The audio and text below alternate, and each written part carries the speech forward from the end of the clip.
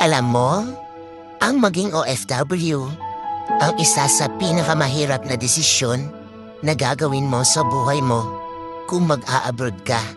Dahil kailangan mong mangibang bansa para sa pamilya mo. Sobrang mahirap mawalay sa pamilya kung alam niyo lang.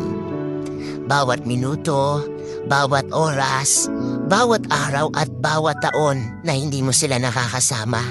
Lahat yan ay titiisin para lang mabigyan sila ng buhay na masagana.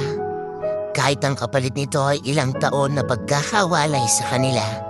Mahirap talagang maging OFW dahil lahat ng okasyon sa buhay mo, habang nasa ibang bansa ka, ay hindi mo sila makakasama.